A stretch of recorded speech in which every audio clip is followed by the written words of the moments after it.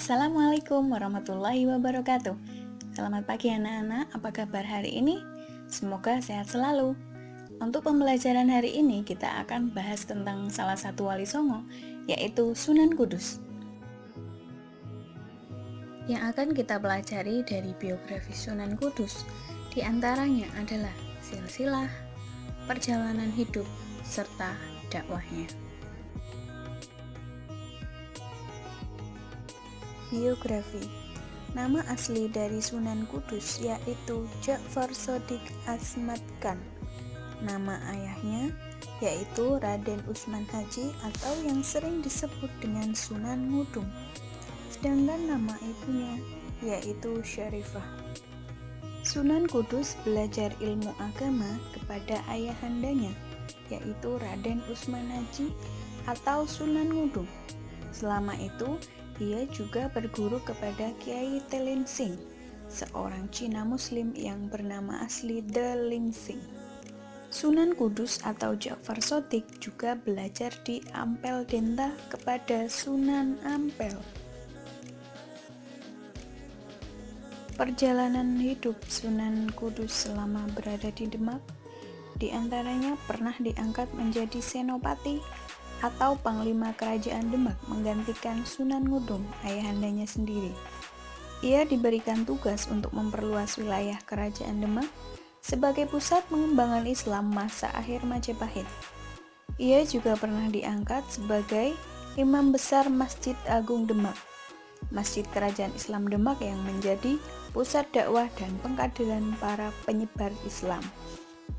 Jabatan lain yang pernah diemban saat di Demak, Sunan Kudus diangkat sebagai Qodhi atau Hakim, yaitu jabatan di Kesultanan Demak yang lebih tinggi dari Imam Masjid. Namun pada saat pecahnya perselisihan di Kerajaan Demak dan wafatnya Sultan Trenggono, beliau pindah ke Kudus dan kemudian fokus dakwah. Wilayah Kudus sebelumnya bernama Desa Tajuk yang menjadi daerah dakwahnya Kiai Telinsing, guru Sunan Kudus sendiri. Tokoh ini menyebarkan dakwah Islam. Selain itu, Kiai Telinsing juga mengajari penduduk ilmu pertukangan dan seni mengukir, sehingga pada saat Ja'far Shodiq pindah ke Demak, yaitu ke Tajuk, sebagian penduduknya sudah memeluk agama Islam. Kepindahannya ke Kudus menyebabkan gelar Sunan Kudus melekat dalam diri Ja'far Shodiq. Dalam dakwahnya, Sunan Kudus menggunakan pendekatan seni dan budaya, sebagaimana yang dilakukan oleh wali songo lainnya.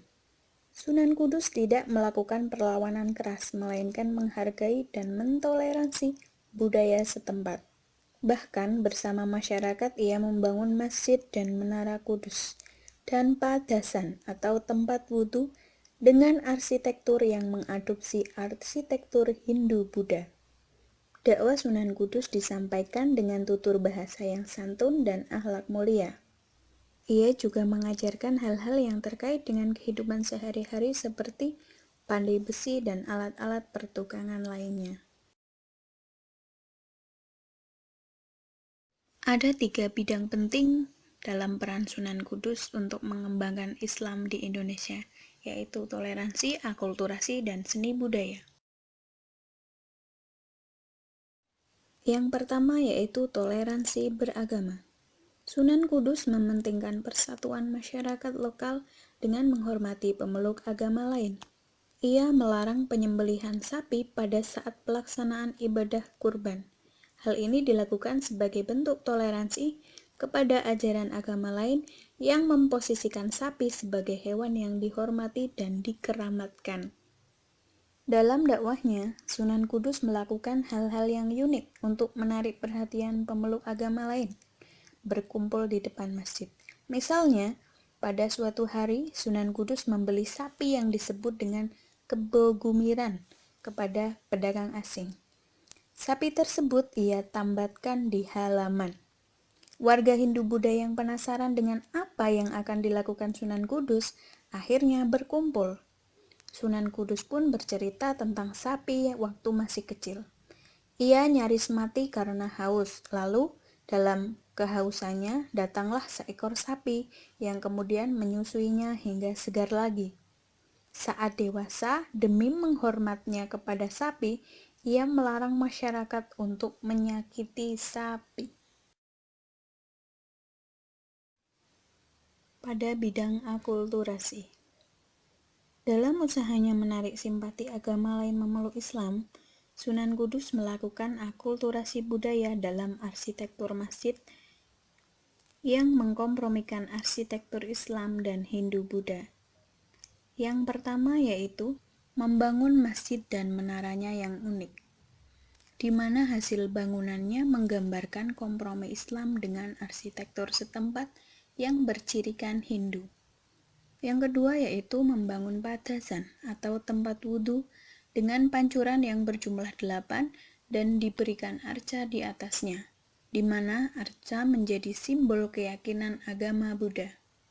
Sunan Kudus menyebarkan agama Islam dengan jalan kebijaksanaan, mengkompromikan arsitektur Islam, Jawa, Hindu, Buddha, dan kebudayaan Tionghoa sehingga mendapat simpati dari masyarakat setempat.